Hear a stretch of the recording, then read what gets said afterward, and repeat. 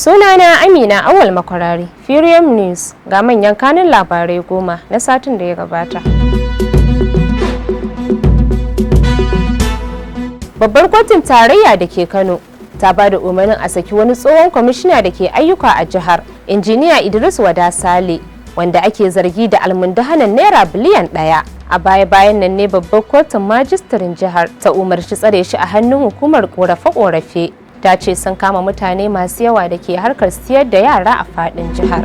Gwamnan jihar Jigawa, Malam Umar Namadi FCA a ranar Juma'a ya kaddamar da kwamitin kula da sayar da katin zamani na gwamnatin jihar a ƙarƙashin shugaban kwamitin ma'aikata na gidan gwamnati, Sanata Mustapha Makamakiyawa.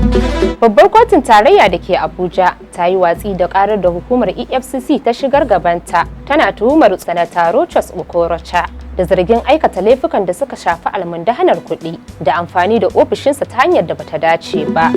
Majalisar Ɗinkin Duniya ta ce an gano gawarwaki 87 a Masalina na yankin Darfur a ƙasar Sudan, wanda ake zargin dakarun RSF ne suka kashe su, sannan suka binne su a kabarin baki ɗaya.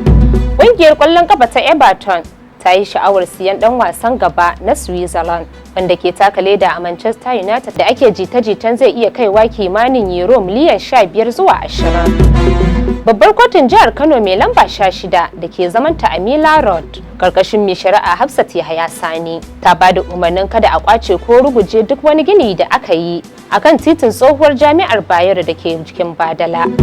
Dukkanin shugabannin da suke cikin kungiyar NATO suna nuna juyayi ga bukatar Ukraine da samar da tsayayyen jadawalin zama memba na kungiyar, inda suka fahimci sha'awar Zelensky don samun kariya ta hanyar haɗin gwiwar kungiyar akan kare dukkanin wata ƙasa a ƙarƙashinta da aka taɓa to amma kan ba shi da wani sarƙaƙiya.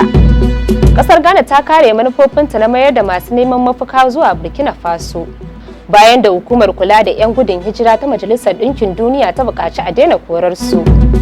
Shugaban ƙasar Ukraine Zelensky ya yi kakkausar suka kan yadda wasu shugabannin ƙungiyar tsaro ta NATO ke kin bayyana lokacin da Ukraine za ta iya shiga ƙungiyar.